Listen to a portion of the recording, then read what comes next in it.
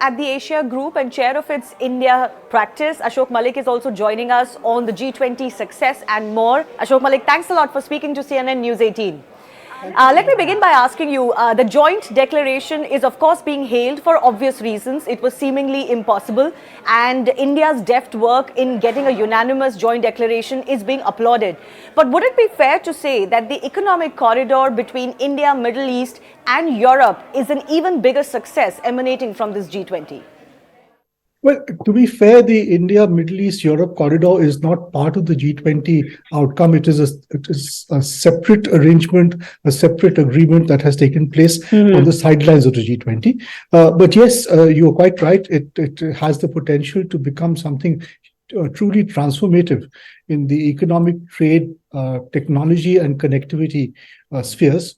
And therefore, news about it and interest in it almost matches, if not outdoes, the interest in the joint communique or the Delhi Declaration issued at the end of the formal G20 Summit. I think both the communique at the end of the G20 Summit and the IMEE corridor both reflect a new reality in today's economic and geopolitical atmosphere. There is a quest for a greater diversity in supply chains. There is a quest for a more equitable globalization. There is an aspiration towards meeting not just the financial management challenges that G20 was set up for or to meet, but also the broader socio-economic and developmental challenges, particularly of countries of the global south. So the G20 communique tries to address that. It talks about climate finance. It talks about a more equitable, open source and transparent digital public infrastructure rollout in countries of the global south. It talks about reforming multilateral banks to make sustainable debt more of a reality and to ease the burden on countries, especially in Africa, that are reeling under a sovereign debt crisis, some of which are not really of their own making, but caused by circumstances and by lending agencies or lending countries. And separately, the quest for a more diversified international manufacturing and trading system, which is less dependent on some key hubs or nodes and some key sources.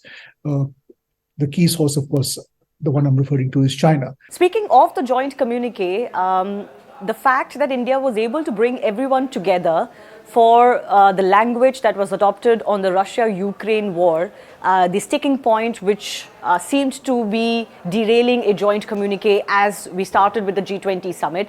Would you say, diplomatically speaking, this is one of India's biggest successes ever? Yes, it was a tribute to Indian diplomacy, Indian ability to negotiate a position to which everyone, all 20 countries or stakeholders in G20, the European Union is also a stakeholder for multiple countries, to which all of them could agree. It was a testimony to India's draftsmanship, to Indian diplomacy, to Indian leadership, from the Prime Minister to the External Affairs Minister to the G20 Sherpa and all the others who participated. It was also a reflection of the reality on the ground. When the Bali Declaration took place last year in 2022, the war in Ukraine was poised in a certain manner.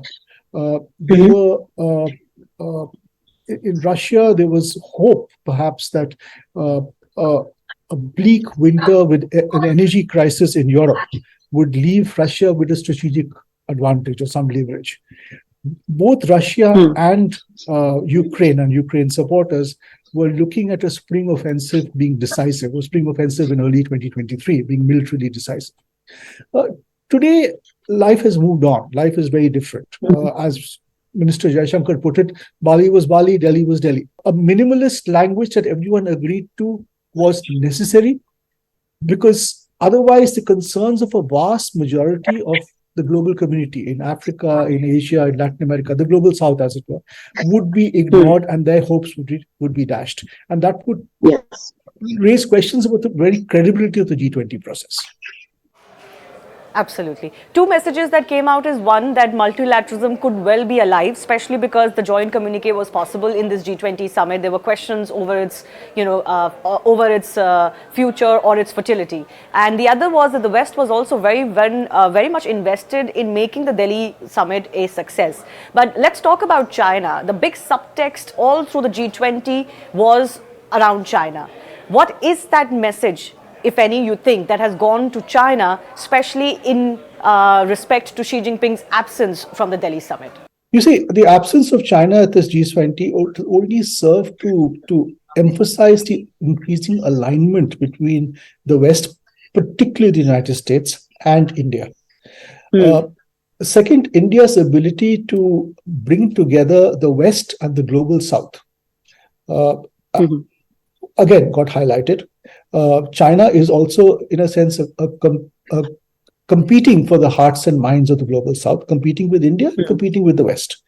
The fact that India could get the West and the global South on the same page, India, in its presidency, could get the African Union to become a part of G20 to make it G21, would certainly be a feather in India's cap and something China would have liked to achieve but could not achieve.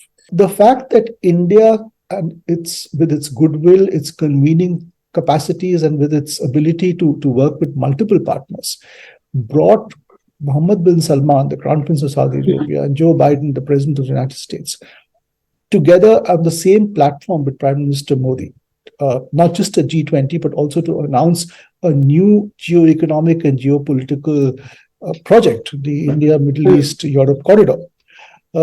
Again, would leave China seriously wondering and pondering about the missed opportunities here. Okay. I do want to ask you a couple of larger questions about the G20 summit. One, would you agree that India is now firmly placed as not just an important negotiator, but also a driver and a partner in global outcomes? Is that now established because of the successes of the G20 and over the last year itself?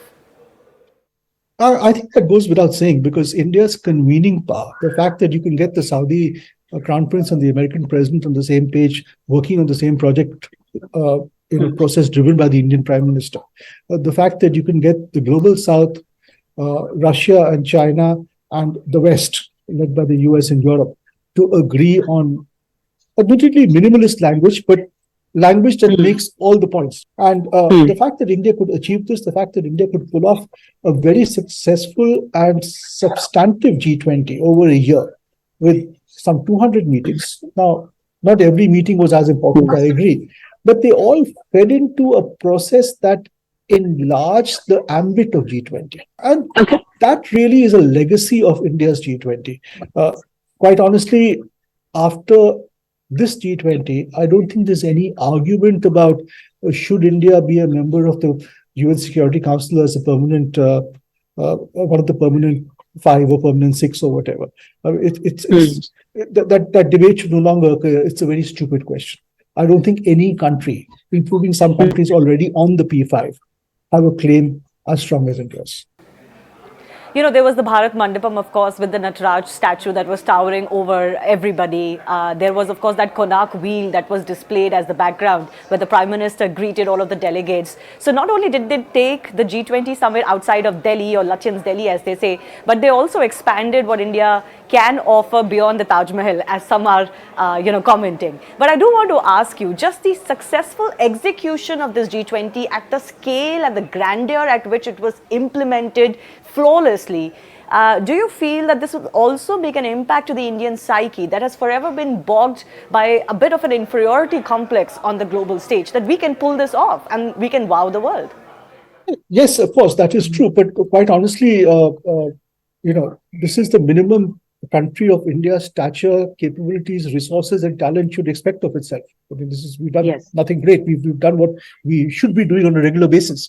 For instance, in the Ministry of External Affairs, on the final day of the G20, there was a bit of a rush because it began raining, and all the world leaders the G20 leaders had to be taken to Rajghat. But it was pulled off by the MEA, and the logistics worked perfectly.